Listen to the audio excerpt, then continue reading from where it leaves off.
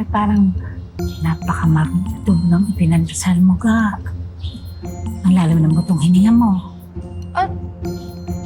Kasi po, nagpapasalamat po ko sa Diyos na hindi niya po tayo pinapabayaan.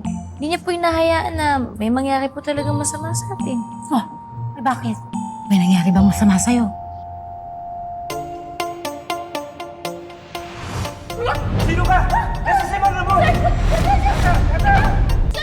Anong gusto mo? Daanin natin sa santong dasalan o sa santong pasmasan? Wala po, Nay. Okay lang po ako. Tsaka, hindi naman po ako papabayaan ni Sir Francis. Ay buti naman at may tiwala ka sa amo mo.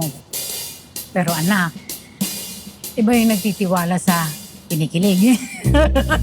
Hala, Nay. Hindi po ako kinikilig, no? Salamat, Fam.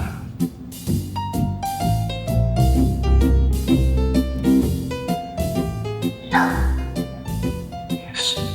Love you.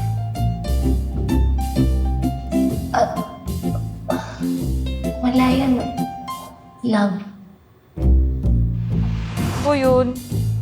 Basta anak, eto ha, minsan ko lang sasabihin sa'yo. Yung trabaho na pinasok mo, di yan gaya ng iba na kaya mong ihiwalay ang personal mo. Sa totoo lang, napaka-personal niyang ginagawa mo. Yung magpanggap na asawa. At dahil dyan, hindi mo maiiwasang maapektuhan yung damdamin mo. Nay, wala po akong nararamdaman kay Sir Francis. Oo. Eh, hindi ka naman tao kung wala kang nararamdaman. Ang masama, kapag inaksyonan mo, yung nararamdaman mo.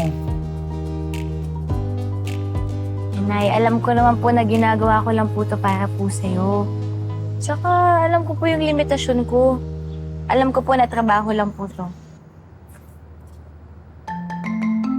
Ginoo, palakasin niyo po at patatagin ang anak ko. Sana'y huwag po maging marupok ang pagkatao niya. Nay? Huwag na maingay, seryoso. Diyos ko, alam kong kayo lang po ang makakaligtas sa anak ko. Huwag niyo po siyang gawing marupok.